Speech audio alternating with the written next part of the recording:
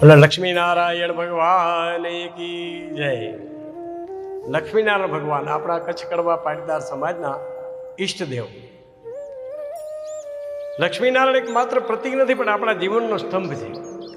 ભગવાન નારાયણ છે એ ધર્મ, નીતિ, સત્ય અને વાત્સલ્યના મૂર્તિ છે, પ્રેરણાના મૂર્તિ છે. ધર્મની સ્થાપના માટે ભગવાને ધર્મ સંસ્થાપનાય સંભવામી યુગે યુગે, જુદા જુદા યુગમાં ભગવાન નારાયણે અવતાર લીધા છે અને ધર્મને અવિરત ધર્મની સ્થાપના કરી છે.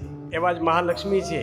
મહાલક્ષ્મી છે એ સુખ, શાંતિ, સમૃદ્ધિ, સૌભાગ્ય અને કરુણાની મૂર્તિ છે.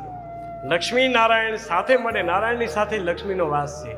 જ્યાં નારાયણ છે ત્યાં લક્ષ્મી છે, અને લક્ષ્મી નારાયણ આપણા જીવનને સાત્વિક બનાવે છે, શુદ્ધ બનાવે છે. માન, યશ, કીર્તિ, પ્રતિષ્ઠાની વૃદ્ધિ કરી રોગ અને શત્રુથી આપણું રક્ષણ કરે છે.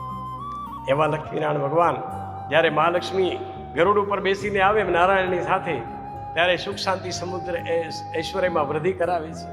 એવા લક્ષ્મીનારાયણને આપણે ઈષ્ટદેવ તરીકે જ્યારથી સ્થાપિત કર્યા છે, અને આ નખત્રાણામાં આપણા પશ્ચિમ વિભાગમાં જ્યારથી લક્ષ્મીનારાયણ ભગવાનના મંદિરની સ્થાપના થઈ, ત્યારથી અમારી 3 પેઢી થઈ. હરિ મહારાજ, પછી મારા બાપુજી રસિક મહારાજ, અને પછી હું.